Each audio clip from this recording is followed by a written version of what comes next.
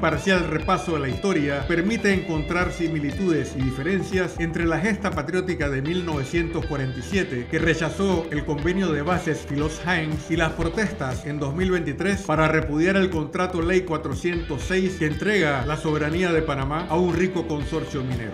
Sin duda alguna, la juventud panameña retomó las mejores tradiciones de luchas para enfrentar en las calles a poderes económicos antinacionales y la codicia multinacional que incita al expolio en vez del desarrollo humano. Hay evidentes señales del agotamiento de un modelo que ha derivado en el alzamiento popular.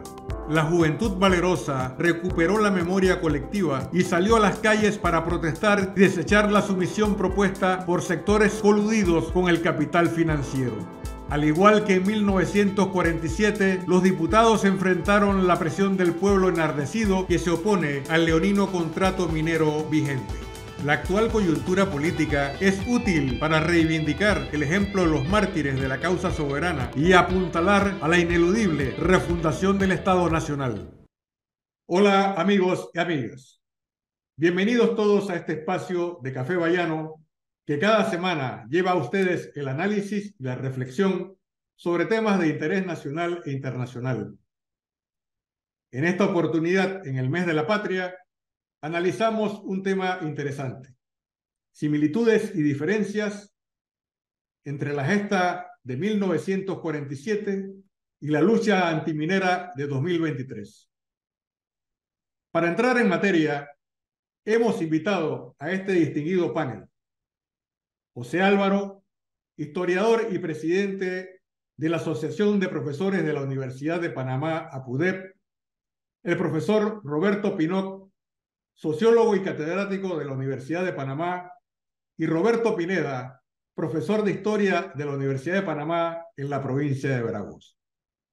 En el inicio de este programa, invito al profesor José Álvaro a responder la pregunta relacionada con las similitudes y diferencias de la gesta patriótica de 1947 en el rechazo al tratado de bases militares en este país y la marcha del pueblo panameño en contra de la minería.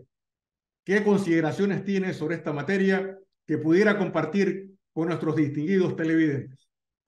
En 1942, Estados Unidos y Panamá firman el convenio Wilson-Fábrega sobre 134 sitios de defensa que estarían vigentes fuera de los límites de la zona del canal hasta un año después de culminada la Segunda Guerra Mundial. En el año 46, al culminar, 45, perdón, al culminar la Segunda Guerra Mundial, un año después debían retornar esos sitios que estaban en algunas provincias del país y que a su vez los panameños debían de tomar control de ese territorio. Para sorpresa de los panameños, de una manera secreta, se intenta negociar y firmar el convenio Philos-Hines, que prolongaba por lo menos más de 12 sitios de defensa del convenio de base 1942 por encima de lo pactado. Este hecho generó una gran molestia en la sociedad panameña y sobre todo a los grupos organizados. Estamos hablando de la Federación de Estudiantes de Panamá, estamos hablando de la Asociación de Profesores de la República de Panamá, el Magisterio Panameño Unido, el Frente Patriótico, el Partido Comunista, que a su vez, junto a las mujeres organizadas y los trabajadores organizados, se opusieron al convenio de base. Similitudes que estamos viendo hoy. En esa época, la sociedad panameña advirtió al presidente de la República, a los diputados del país, que de firmarse el convenio Philos-Hines y ponerlo en práctica, a los 51 diputados le iban a pasar el cuchillo sobre el cuello. Ese elemento fue suficiente y la efervescencia del 12 al 22 de diciembre de 1947 para que la Asamblea de Diputados pensara sobre el qué hacer. Ante la opinión pública organizada y los días de efervescencia que tienen alguna similitud con hoy, los diputados, a diferencia de hoy, hicieron caso a la población y rechazaron por unanimidad 51 votos a cero el convenio Filojain. El convenio Filojain ha sido uno de los elementos de mayor efervescencia antes de 1964 para reafirmar y establecer políticas que eliminaran puntos de conflicto y sobre todo dar concesiones de territorio y tierra a un Estado extranjero. Ese hecho condujo a la gran movilización a nivel nacional que si yo hago el parangón hoy, a diferencia de 1947, esa sociedad panameña hartada ya del quehacer en el país, de los diputados y del órgano ejecutivo, el día 20 de octubre, en Aplanadora, aprueban el convenio minero que crea un nuevo estado colonial en nuestro territorio. Muchas gracias, profesor José Álvaro. Sus palabras inducen a una mayor reflexión sobre el momento en que viven los panameños. Precisamente sobre esta materia tan interesante, me gustaría preguntarle al profesor Pinnock, ¿cómo interpreta esta situación que se vive hoy en Panamá y qué aprendizaje se puede obtener de un hecho similar en muchos aspectos ocurrido en 1947, cuando la nación panameña se enfrentó al mandato del imperio estadounidense y los panameños se preguntaron si era posible obtener una vía soberana a través de la participación democrática o elegir el camino de la dependencia y el colonialismo? Los seres humanos y ahí pues las sociedades tenemos y podemos identificar una serie de necesidades que nos resultan básicas, que nos resultan propias de los seres humanos. Esa primera necesidad a satisfacer tiene que ver con la de sobrevivencia. Y un segundo nivel de necesidades tiene que ver con el tema de las decisiones y de la libertad para poder hacer eh, efectivas las decisiones que puedan tomarse. Entonces, cuando se atenta sobre eso, se atenta contra la propia dignidad del ser humano, el propio carácter de lo que es todo ser esto, humano, pues. Entonces, ¿qué es lo que comenzamos a ver y se repite en ambos? Hay cosas que se pueden repetir, que se pueden hacer alusión, hay otras, obviamente, que no, pero ¿qué se repite del año 47, de ese movimiento que se da del año 47 a hoy? Por un lado, hoy podemos decir hay danza de millones. Para la época no habían millones, pero había miles, pero que representaban considerables cifras. Entonces hay eso que el pueblo está mirando danza de millones de los cuales otros se benefician, más no el pueblo. Entonces ya está viendo eso y eso está, como que dice, atentando contra las posibilidades de la sobrevivencia y las distintas satisfacción de necesidades personales y sociales de la gente. Entonces hay un primer elemento ahí con el cual se está eh, eh, chocando, ¿no? Un segundo elemento tiene que ver con que se excluye al pueblo de las decisiones, en la cual te están diciendo tú no tienes mayor libertad, sino la que este grupo que está decidiendo en el Estado decide que puedes tener. Entonces, decía acá el colega eh, Álvaro, se manejó con secretismo. Cuando un gobierno, cuando unas autoridades manejan con secretismo, no es otra cosa que decir, estás excluyendo de las decisiones al resto de la gente en algo que a ellos eh, eh, les implica. Entonces, se está viendo esas dos cosas. Si nosotros unimos esas dos, estamos hablando de soberanía. Estamos hablando de soberanía frente a que el beneficiario final sería el imperio colonial norteamericano. Entonces ahí podemos ver una soberanía nacional, pero sucede que se conjuga, no es solamente esa, se conjuga con lo que podemos denominar comúnmente la soberanía popular. Entonces el pueblo, aunque no lo sepa interpretar con estas categorías de que lo que se está jugando tiene que ver con ese aspecto que nosotros pudiéramos sintetizar en estas palabras y esta palabrita que se llama soberanía, aunque no lo identifique así, aunque no lo reconozca como tal, eso es lo que está detrás de de todo ese movimiento. O sea, se está atentando contra su soberanía territorial, nacional, pero a la vez contra su soberanía que podemos llamar popular, o sea, la capacidad que pueda tener de decidir sobre su propia condición, sobre su propia eh, vida. Pero hay algo que sirve a veces de detonante. A ver, no a veces, en la mayoría de los casos sirve de detonante para volcarse frente a aquellos que están atentando contra eso. Y tenía que ver la arrogancia del beneficiado final. El beneficiario final, que eran los elementos del imperio colonial, sus elementos humanos concretos de carne y hueso, que son los que encarnan esa estructura de dominación, mostraban en su comportamiento cierta arrogancia.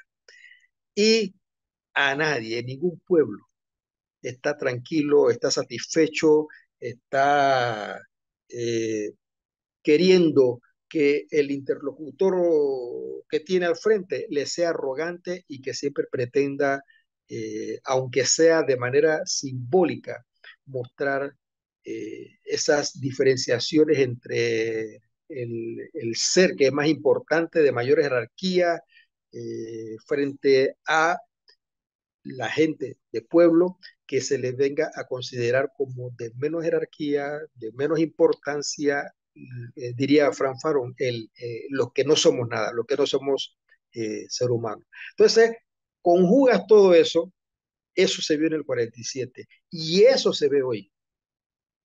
Es notorio el hecho de que en 1947 los grupos oligárquicos que dominaban el escenario económico de Panamá utilizaron a la Asamblea de Diputados de aquella época para tratar de imponer el Tratado de Bases Philos-Hines.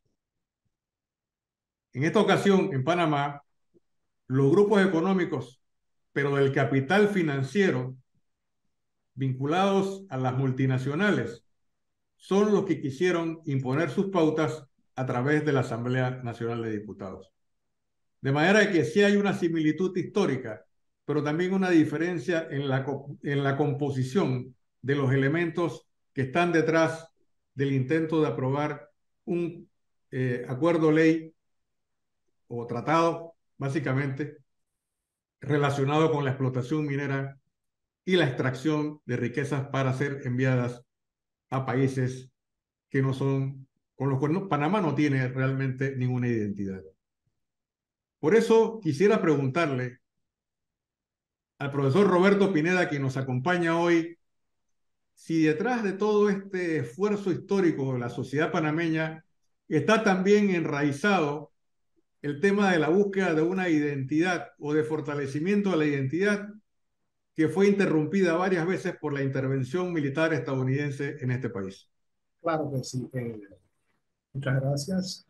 Desde mi perspectiva, evidentemente el movimiento popular estuvo mediatizado en algún momento de nuestra historia a partir, diríamos nosotros, de 1968, durante el periodo del gobierno militar. Posteriormente se le da algún tipo de apoyo de auge. Luego, como dice el profesor Pino, viene el periodo de la invasión y se da otro punto de quiebre a las aspiraciones enraizadas del movimiento popular. Pero yo quisiera hacer algunas acotaciones a la pregunta que usted me realiza y tratando de recoger algunas de las ideas que nuestros panelistas nos han mostrado con respecto al hecho histórico, que básicamente es una concatenación de esa efervescencia popular que se desarrolló básicamente a partir de 1947 con el rechazo al convenio Filo-Hines. Desde esa perspectiva, nos iríamos un poquito atrás a los antecedentes. Diríamos que con la firma del Tratado Arias-Roosevelt de 1936, que buscaba en alguna medida eh, bajar un poco la intensidad del imperialismo norteamericano sobre la soberanía panameña, se logran algunas cláusulas, se logran algunas conquistas por parte de Panamá, y una de ellas, y me llama poderosamente la atención, es que mediante ese tratado se frena un poco el expansionismo militar norteamericano sobre el resto del territorio panameño. Y fíjese, Yago, que se subraya esta idea porque es muy importante.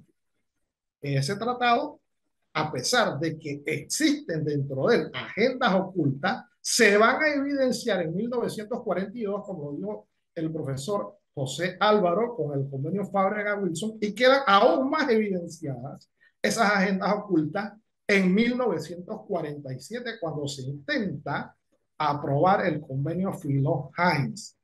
¿Quiénes están detrás de esas agendas ocultas? Bueno, en primera instancia, el poder militar norteamericano en el periodo antes de 1947. Y, lógicamente, una vez Estados Unidos gana la Segunda Guerra Mundial, claro, evidentemente, en gran medida la ganan los rusos, la Unión Soviética. Entonces, se llega a un proceso de negociación para que esos 134 sitios de defensa pasaran, algunos de ellos, 14, a manos norteamericanas por un periodo mayor a lo pactado en 1942.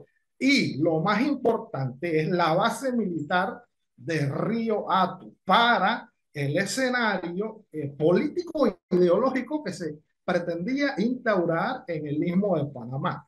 Esos sitios de defensa, evidentemente, solo dos presentaban algún tipo de beneficio económico para la República de Panamá: la isla de San Miguel y la base militar de Río Hato. Estamos hablando de un canon de arrendamiento de $10,000 por uno anual y de $15,000 por el otro. El resto, básicamente, gratis. Detrás de esas agendas estaba el poder oligárquico en Panamá, que pretendía, evidentemente, seguir manteniendo la presencia militar norteamericana en nuestro istmo. Y llama la atención, compañeros, que entre quienes se opusieron a la entrega del territorio nacional a los Estados Unidos de Norteamérica se encontraba el doctor Arnulfo Arias Madrid, entre otros grandes líderes de los partidos que conformaban la organización política de nuestro istmo. Gracias, profesor. Quiero preguntarle ahora al profesor José Álvaro, ¿qué opinión le merece la escena de un agente policial destinado a la represión de las protestas en las calles que pisoteó la bandera panameña, la arrastró por las calles de la ciudad de Panamá y la lanzó a un tinaco en abierto desprecio al pabellón nacional, el mismo que en 1964 fue roto por las manos de los policías y de los civiles estadounidenses que rechazaban la soberanía panameña en la zona del canal? ¿Qué lecciones debemos obtener de este hecho y cómo debe analizarse desde el punto de vista político y administrativo? una situación que demuestra el papel cómo se están formando hoy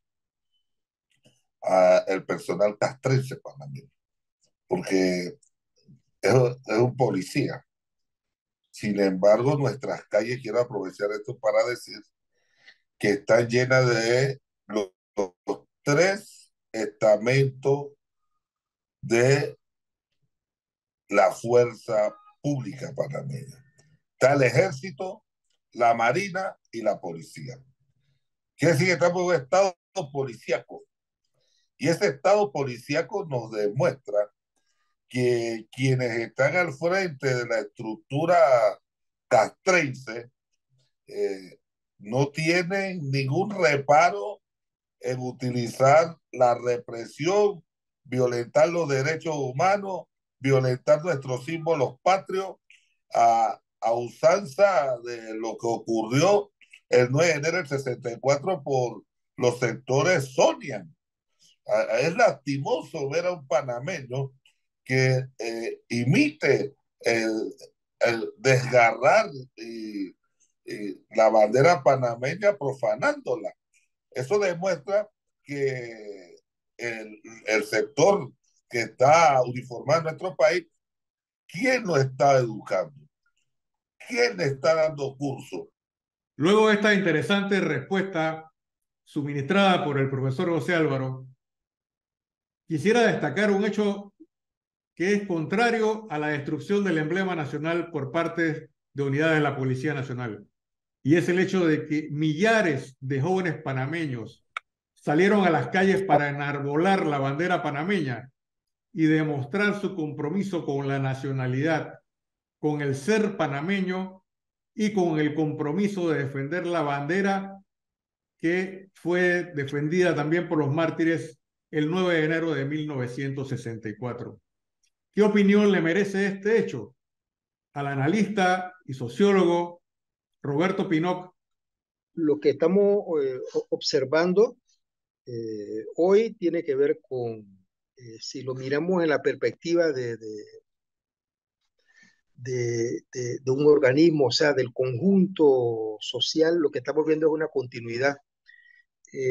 Lo que estamos viendo en la juventud de hoy es que de alguna manera se ha conectado con la historia de este país. Y eso que se había por un momento cortado, decíamos, sobre todo en el momento de la invasión, eso hubo así como una especie de un hacha y cortó eso, hubo una acción que sepultó, parecía haber sepultado esa capacidad, pero cuando las condiciones están ahí, eh, eso esos debilitamientos no van a durar mucho. Entonces, eh, afortunadamente, de una u otra manera, ha habido una continuidad en la información básica de la población, en este caso de los jóvenes, de cuál era la lucha que se vino dando con respecto a la soberanía territorial, la soberanía nacional por muchos años frente al tema canalero y hoy aparecen condiciones similares, no frente al tema canalero, sino frente a otros aspectos que tienen que ver con las decisiones, con la búsqueda de poder ser libre en la medida en que podemos manejar nuestros propios recursos, en la medida en que podemos explotar lo que nos parece es explotable o no, y no que otros nos los digan, ¿ya? Porque eso, que lo haga otro, nos mantiene en la exclusión, y los pueblos no duran mucho tiempo viendo que otro sea el que haga las cosas y además los beneficios que se generan sean para esos otros. Entonces creo que los jóvenes han logrado conectarse con esa tradición histórica de una lucha por una soberanía. De aquí, esto revela que lo que hay en la Constitución no nos está sirviendo, para proteger nuestros bienes y nuestras libertades. Por lo tanto, hay que cambiar esa, y la única manera de cambiar esa constitución tiene que ser por la vía de una constitución originaria. Entonces ya hay quienes plantean, ¿sí? Parte de la refundación del Estado pasando por ahí, en la cual no haya escapatoria alguna de la protección de los bienes de los panameños. No hay escapatoria alguna en esa constitución para que se juegue con eso y que pueda haber interpretaciones, dos, tres interpretaciones de una misma cosa. Gracias, profesor. Aprovecho este instante para preguntarle al profesor Roberto Pineda, ¿qué opinión le merece a usted el hecho de que a lo largo del siglo XX y el siglo XXI los panameños sigan oponiéndose a la creación de enclaves coloniales dentro de su territorio? En este caso, el que más llama la atención es el rechazo a un enclave minero que servía abiertamente a la multinacional minera First Quantum Minerals. Evidentemente, desde la fundación misma de la República en 1903, la división de nuestro territorio al crearse la zona del canal creó las condiciones para que el pueblo sintiera la necesidad de una verdadera fundación de la República de Panamá, es decir, sin tener dentro de sus fronteras enclaves coloniales, llámese de tipo militar o llámese de tipo económico, porque si nos traemos a antes de 1999, cuando sale en teoría el último soldado yanqui de Panamá, nosotros evidentemente teníamos esa división territorial en nuestro isla, que gracias a la conquista del general Omar Torrijos Herrera a través de la firma de los tratados Torrijos-Carter se logró sacar de nuestro territorio esa quinta frontera. Pero a raíz especialmente de la invasión de Estados Unidos a Panamá, el 20 de diciembre de 1989, se crean las condiciones especiales para que el capital extranjero comience a intervenir con su gran poderío para crear enclaves económicos. Y muestra de ello son los enclaves mineros que hoy día estamos rechazando en las calles. En la década del 40, específicamente en el año 47, los estudiantes de la Escuela Normal Juan de Móstenes Arosemena, de aquí de Santiago, salieron en protesta, en lucha, se declararon en un paro militante, uniéndose al paro doloroso que los estudiantes del Instituto Nacional declararon a nivel nacional y que las autoridades de nuestro país y de la zona del canal dieron en llamar que eso del paro doloroso no era doloroso para la mayoría de la población panameña, sino que lo era para aquellos estudiantes y los endilgaban de izquierda, que eran pocos. Y por eso al principio de mi intervención yo hablaba de las agendas ocultas. Y esa agenda oculta en 1947 la llevaban evidentemente los oligarcas y que se evidenció cuando los dueños de los periódicos de la época tramaron reuniones en la zona del canal para atraer a inversionistas norteamericanos a que apoyaran específicamente, traían a los dueños de los periódicos, a los editores de los principales periódicos de Estados Unidos, para que apoyaran la firma de ese convenio nefasto de 1947 y que llama la atención que las propias autoridades de la zona del canal dieron a ver a la opinión pública a través de grabaciones cómo estos apátridas panameños entregaban nuestro territorio a las Fuerzas Armadas, al Departamento de Defensa de los Estados Unidos de Norteamérica. Allí, las fuerzas populares de Veraguas se unen al movimiento nacional y protestan. Luego viene este movimiento nacional que, como dice el profesor Pino, logra arraigar el querer popular de toda la estructura de la sociedad panameña. Aquí no se evidencia si uno es de izquierda o el otro es de derecha. Aquí toda la sociedad panameña está enmarcada en un objetivo primario que es la eliminación de ese enclave minero que lo que está haciendo es expoliando nuestras riquezas y heredándonos un futuro de desolación. Así que el pueblo panameño desde la década del 40 hasta nuestros días ha estado luchando vehementemente para eliminar las causas de la creación de los nuevos enclaves, que yo les llamaría enclaves económicos en nuestro territorio, que lo que traen es destrucción. La siguiente pregunta está dirigida a nuestro distinguido invitado, el profesor Roberto Pino, en el sentido de poder establecer las bases de un movimiento de refundación del Estado.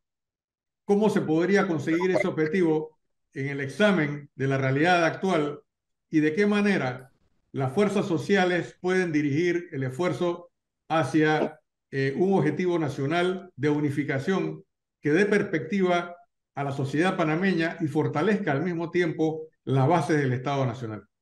Sí, es importante tener claro algo, ¿no? Han dicho varios eh,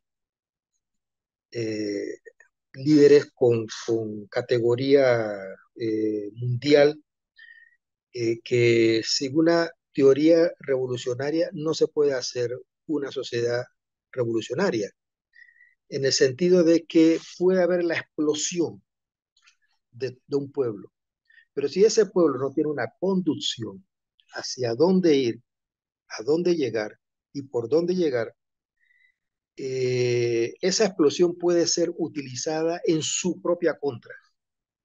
Entonces, eso es parte de lo que hay que estar pensando, sé que muchos lo han estado pensando, pero que debe estar metiéndose, como que dice, buen seso y comunicación a todos para poder lograr criterios unificados que den una claridad de este barco que ha zarpado, a dónde es que va a llegar o puede llegar. Tenemos que tener claro que para que eso se dé y que un movimiento social logre avanzar, no solamente con el ímpetu que tiene, porque ahora lo que faltaba hace unas 2, 3 décadas, que era ese ímpetu, hoy lo tenemos. Pero hace más de 3 décadas atrás había criterios unificados, había un norte. Eso es lo que se hizo perder a partir de la invasión y eso tiene que en poco tiempo irse recuperando y tener claridad de eso, porque ¿cómo es que podemos decir que estamos frente a el tema minero? Es como se ve inicialmente, o sea, el detonante del tema minero, y cómo es que a través de eso se encadena que lo que hace falta es una refundación de esta sociedad, porque no solo del Estado, de esta sociedad, pero hay que comenzar con elementos del Estado, por supuesto. Entonces, hay que ir unificando. Allí está, ¿sí?, un elemento de no contradicción fundamental, pero que sí está jugando, ¿ya? Y eso hace que en medios de comunicación, en voceros de la oligarquía, ya usted observa que no hay unidad, no está unificado. Y eso está expresando, ¿sí?, o uno ve que se está trasladando a, a, a esta diversidad de opiniones que antes estaban todas unificadas, vemos esa especie de ruptura. ¿Qué ha ayudado a que eso se dé? El movimiento que se ha desarrollado, el impulso, el ímpetu de las masas. Entonces, eso debe mantenerse hasta el punto en que sea razonable mantenerlo. Porque aquí, el tema es que aquí no cabe el hecho de bueno, vamos a dialogar, eso es como que te quito la vaca y después que la estoy poniendo a toda la leche, la estoy vendiendo, entonces dije, bueno, vamos a dialogar para ver si te doy, a ver qué parte de las leches que ordeñamos de la vaca te toca, o no, dame mi vaca, si esa es mi vaca. Cuando tú me des la vaca, hablamos ¿qué podemos hacer con esta y otras vacas? Bueno, eso es lo que está ocurriendo ahora, ¿sí? No, vuélveme a lo original, o sea, a aquello en lo cual tenemos la soberanía popular y la soberanía nacional. Después hablamos. Esto no se negocia. Entonces, ya sea por la vía de la Corte Suprema, que yo creo que también para los efectos económicos, porque de que la minera va a poner su queja internacional, la va a poner, va a querer arbitraje. Eso no tengo mucha duda de eso, pero no se le puede allanar el camino, o sea, no se le pueden facilitar las cosas. Y ese fallo de la Corte es clave a nivel internacional para que se pueda tener éxito. Y lo que se haga en la Asamblea hay que tener un lenguaje muy fino. Y me preocupa entre los diputados que eso pueda aparecer, ese lenguaje en la estructuración de una ley que no sirva para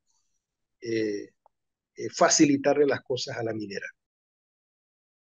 Estimados televidentes, ya en esta etapa final concederé los siguientes 2 minutos al profesor José Álvaro para que pueda presentar su resumen a lo largo del programa y compartir con ustedes una guía, un entendimiento o tal vez una pista sobre lo que habría que hacer en este momento, entendiendo la historia de Panamá y las lecciones de la gesta de 1947. Mira, la gesta del 47, al igual que esta, nos dejan grandes enseñanzas. La primera es que la unidad del pueblo es más fuerte y puede derrocar y derogar cualquier ignominia que se le presente.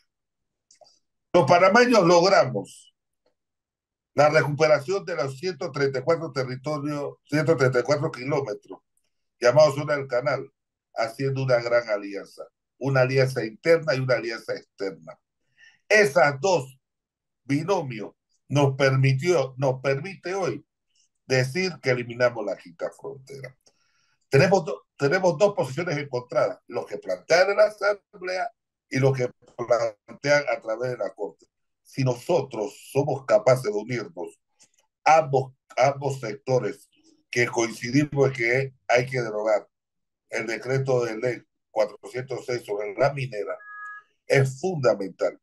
Depongamos vanguardismo, depongamos cualquier contradicción, pongamos adelante la bandera, sentémonos y encontremos el punto de equilibrio que lleve al país por nuevos derroteros. Claro, esos nuevos derroteros significa modificar el Estado Nacional, como dice el profesor Roberto Pino, porque de nada sirve hacer esta gran lucha y posteriormente en mayo del 2024 volvamos a ir a los mismos. Hay que hacer una nueva reconstrucción del Estado panameño como fórmula de salir de esta gran crisis que nos da la oportunidad de reconstruir el Estado Nacional moderno y la segunda república a favor de todos los panameños. Muchas gracias, profesor José Álvaro. El turno ahora es para el profesor Roberto Pino. 2 minutos para usted en esta etapa final del programa.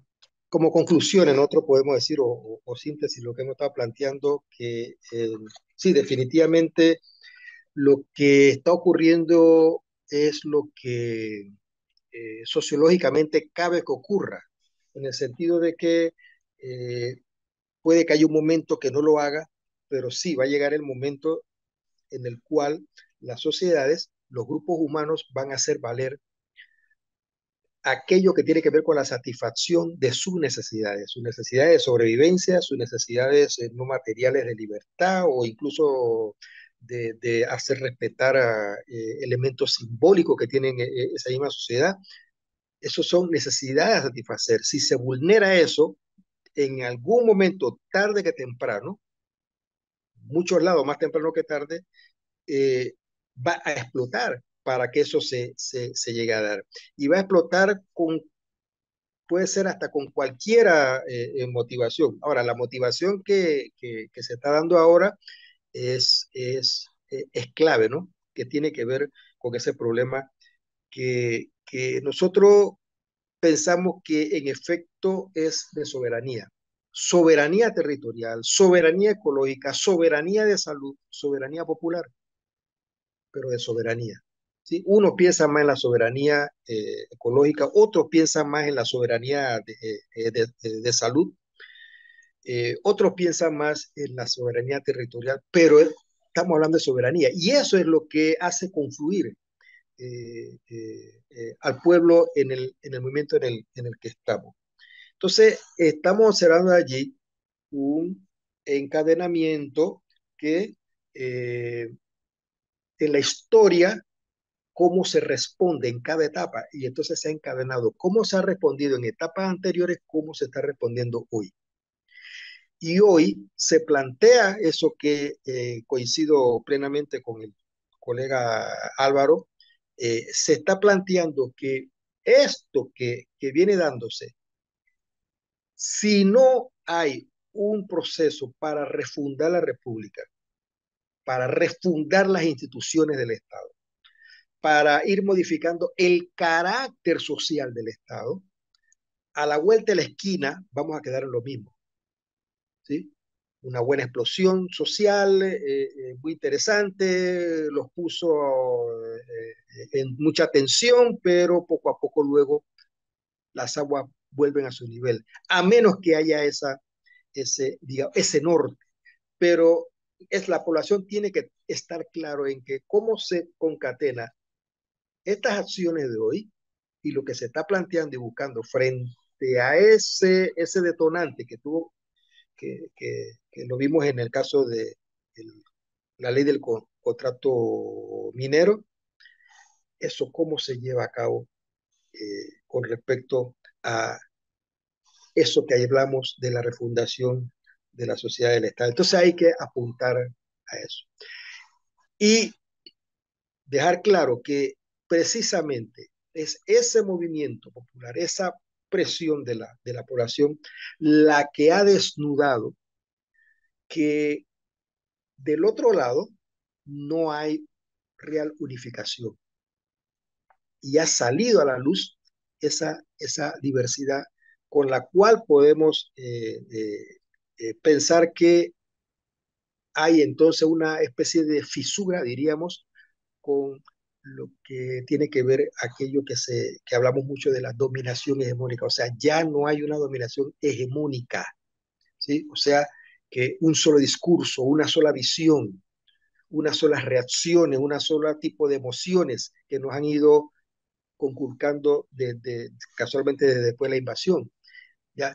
Y hay que aprovechar eso para superar los escalones en la escalera del desarrollo humano. Gracias, profesor Pino. Ahora la participación es para el profesor Roberto Pineda. 2 minutos para usted en esta etapa final de Café Bayán. Sí, desde mi punto de vista debemos tener muy presente dónde estamos y hacia dónde queremos dirigirnos. La sociedad panameña debe tener muy en claro todos los movimientos sociales que se han desarrollado desde 1947 hasta la actualidad Y la memoria de corto plazo no nos debe fallar para tener en claro hacia dónde los sectores de poder nos han llevado, sobre todo en la huelga anterior. Nos llevaron a una mesa de diálogo que no quedó en nada.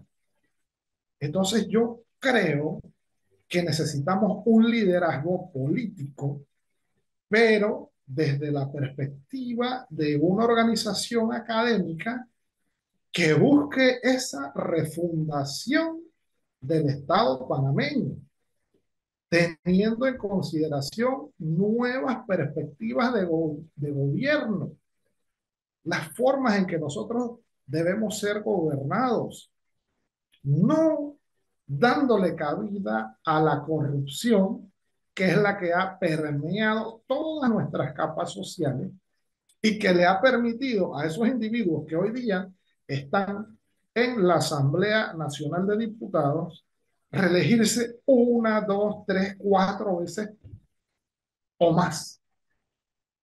Entonces, ¿hacia dónde nos queremos dirigir? Ese mensaje yo se lo quiero dejar a la población panameña para que analicemos el contexto en el cual nos encontramos y visualizar un camino que nos permita encontrar soluciones para el futuro y que sean duraderas para el beneficio de nuestra soberanía agroalimentaria, nuestra soberanía territorial, nuestra soberanía natural, de una manera cohesionada para que toda la sociedad sienta que sus necesidades están siendo satisfechas. Muchas gracias, profesor Pineda, por esas palabras que estimulan seguramente a la juventud panameña en su andar cotidiano y a encender las luces largas en el camino de la liberación nacional. Me corresponde ahora presentar a los televidentes y seguidores en las redes sociales las conclusiones de este interesante programa. En primer lugar, debo decir que al comparar la historia de la gesta de 1947 con los movimientos sociales que salieron a las calles en 2023 para rechazar el contrato minero, lo que queda claro para todos es que hay una reivindicación de la soberanía nacional. Este esfuerzo soberano se ha concretado en la manifestación más genuina de la juventud, que desechó otros estandartes para asumir su propia bandera, la misma que en 1964, que en 1958 y en otras gestas de la historia sirvieron para reivindicar el nombre de Panamá. También ha quedado claro la necesidad que tienen los panameños de darle forma a esta protesta intensiva que durante 2 semanas produjo un golpetazo en el mundo de lo que debe ser y significa la soberanía de Panamá, la soberanía de un país que ha luchado contra los enclaves en el pasado, enclaves militares, y hoy contra la posibilidad de crear enclaves mineros. Para Café Bayano, también está claro que a lo largo de esta lucha se ha presentado la oportunidad de sentar las bases de la refundación del Estado panameño, pero que esa intensiva lucha en búsqueda de ese objetivo reclama también la conciencia plena del pueblo panameño y la capacidad de la academia para transferir los conocimientos que ayuden a alcanzar estas metas y estos objetivos soberanos. Creo que con estas palabras puedo sintetizar el esfuerzo planteado aquí y resumido por estos distinguidos panelistas, quienes sienten y han demostrado durante mucho tiempo que para alcanzar objetivos nacionales se requiere una organización política férrea. Al haber desechado a los partidos políticos tradicionales en las marchas y abrazar la bandera panameña, la juventud de este país también ha demostrado que tiene interés de crear nuevos liderazgos. Pero esos nuevos liderazgos deben ser acompañados con una conciencia plena de la soberanía y una capacidad para entender la importancia de una ideología liberadora. Por ese motivo, hoy estamos aquí, analizando las realidades del pueblo panameño y el futuro que le espera. Existe esperanza, sin duda, de que este movimiento podrá generar alternativas importantes en la sociedad panameña, pero eso también dependerá de las capacidades que logren ser consolidadas en este periodo. De esta manera despedimos este Café Bayano, invitando a todos a un nuevo espacio la próxima semana en 7 días.